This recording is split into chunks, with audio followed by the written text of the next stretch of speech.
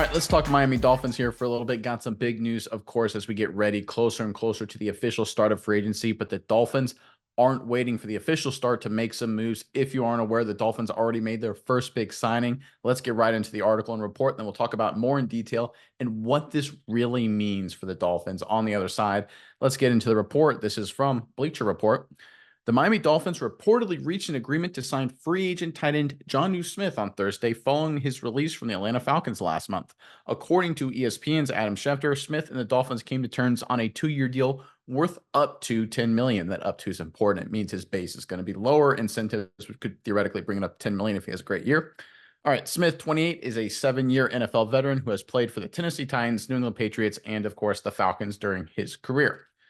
All right, I think this is a better move than a lot of people are letting on. Mize, I know you got some interesting insights on this, but first, Dolphins fans, in the comment section below, maybe listen to this video a little deeper, but give us your impression of the Jonnu Smith signing. Do you give it an A+? Do you think it was a knockout of the park? Do you really think it didn't do anything? It's an F, or is it a wait and see to give us a C?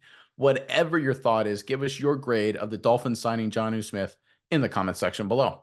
But Mize, give me your thoughts on this move and what it means for Miami going forward. Yeah, Nick, when you think about the Mike McDaniel era of the Miami Dolphins, you think really heavily wide receiver base play. A lot of Jalen Waddle, a lot of Tyreek Hill. But Mike McDaniel isn't the only factor on this team, and Tua Tagovailoa has had great success with the tight end position as well. He had Mike Gesicki his first season in Miami. Well, really isn't his first season. It's the first season he was a full-time starter. That was a great season for Tua and Gesicki in particular. Gesicki had almost 1,300 yards, 1,271 yards that season, 2 touchdowns. Very go-to tight end at that point in time. Gesicki did good a few years after that. Then he kind of fell off, and Miami said, hey, let's cut Gesicki. Let's roll with some other guys. We can probably just make it work at the tight end position. In comes Smythe last season. Smythe really didn't do a whole lot last season. 360 yards, no touchdowns. He just wasn't a game changer at the tight end position. And I think that's kind of a point of contention where Miami fell apart a little bit. And one point in particular is they had no touchdowns, really no good plays in the red zone coming from the tight end position, which is a position that teams lean on a lot in the red zone, especially if you have a good one. I have the chart pulled up in front of me. Durham Smythe, he got 5 targets, 2 catches, 14 yards, 0 touchdowns. And Julian Hill got 1 target, no catch.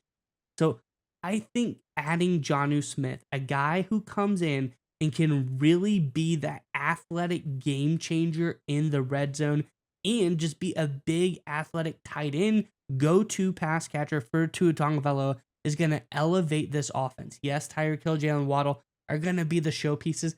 I think we add in a guy like Jonnu Smith. I think it's going to elevate it and give them that extra oomph that they haven't had later on in the season. So it's important to understand when you're evaluating the signing who Jonnu Smith is, right? And obviously, is he a bully blocker? No, he's fine, but he's not, a dominant force in the blocking game, either run or pass. Is he a 50-50 jump ball winner a la Jimmy Graham or Rob Gronkowski? No, he's not even close to that. But you brought it up. He's a game changer. He's explosive. He's a good yards after catch guy. That sort of theme in the NFL. He's not a good yards after catch guy. He is the best yards after catch tight end in the NFL, bar none. Over the last 3 seasons, he's ranked yards after catch per reception, according to PFF, first, 2021, second, 2022, first, 2023, right? And that's with quarterbacks like Desmond Ridder and Mac Jones, right? These are guys who are not known for necessarily being the most accurate passers, certainly not as accurate as a guy like Tua. I expect Jonnu Smith's performance to accelerate in that department with a much smarter offensive coordinator and a much more accurate quarterback. And that leads to the overall strategy the Dolphins are approaching here. Because when you look at the Dolphins, their issues really are in those big games and sustaining drives, winning third downs. If you go back and look at their losses or even their close victory against Dallas, a lot of their issues were on 3rd and 5, 3rd and 7, 3rd and 6. And if you looked at those situations, I remember the big turnover first half against the Baltimore Ravens, the Roquan Smith pick, or the interception in the first half in the Kansas City Chiefs in the playoff game. It's a 3rd and 5. It's a 3rd and 8. It's that kind of feel, that down and distance. And Tua sitting in the pocket, holding onto the football under pressure and having to complete a 15, 20-yard route down the field into tight coverage. Obviously, those resulted in turnovers. He couldn't get it done. The problem with the Dolphins offense is they don't have enough, or they didn't have an effective way to just check it down to a tight end on a shallow cross, or a guy who can get open on a quick stick route, throw it to him on 3rd and 5, get 6 yards, move the chains, go forward.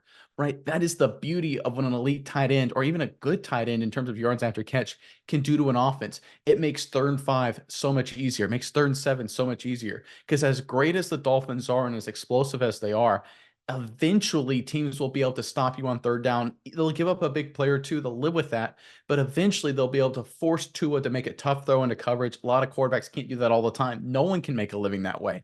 That's why Tom Brady, Drew Brees, Aaron Rodgers, Peyton Manning, Joe Burrow now, Patrick Mahomes, what their real skill is the ability to find a way to distribute the football to people and convert 3rd and 4, to convert 3rd and 5. The Dolphins haven't had enough of those guys, certainly not at the tight end position. You brought up Smythe. He finished, remember, Jonnu Smith, 1st in yards after catch per reception. Smythe, 36th in yards after catch per reception last season. That's the problem with the Dolphins, right? Tua can't throw a check down on 3rd and 3 and figure out his tight end's going to get the first down. He knows he's not going to get it. He has to force the ball downfield if they want any chance to convert. And eventually, against good teams, that comes back to bite you. Instead, now you throw in Jonnu Smith, 3rd and 5, teams drop in his zone coverage. They're trying to take away Tyreek Hill. They're trying to take away Waddle. What can Tua do now? He can hit Jonnu Smith on a short crossing route, on a short stop route, on a short stick route, whatever it may be. And no, Jonnu Smith's a good enough runner after the football to get the first down. It's those little things. Again, is he going to have 1,200 yards receiving? No. Is he going to have 12 touchdowns? No. But I think he's going to convert a lot of those 3rd and mediums, keep those drives going for the Dolphins, which will lead to more scores. I think this signing, I know it's early in the cycle, but this may have one of the biggest impacts of any offensive signing, certainly with a team like the Dolphins. This was a great move by Greer and company. Yeah, Nick. And you talk about Tua and what's going to bring to him. You think about every other good team in the NFL, every other team that's had success, even teams that haven't had success, have quality playmakers at tight end. Think about the Raiders. They got Michael Mayer. He was great last year. You think about, the San Francisco 49ers, George Kittle. Think about the Chiefs, one you're very familiar as Dolphins fans. They've obviously got Travis Kelce. Ravens, they've got Mark Andrews and Isaiah Likely. They get 2 guys that can make some big-time plays at the tight end position. The list goes on and on. You got the Darren Wallers of the world. There's tight ends on every really great team, and I think that was what the Dolphins missed last season. They thought they could get away with it. They have 2 great receivers, but I think this addition is, like you said, this is what puts them over the top, and I'm really excited to see him play this coming season.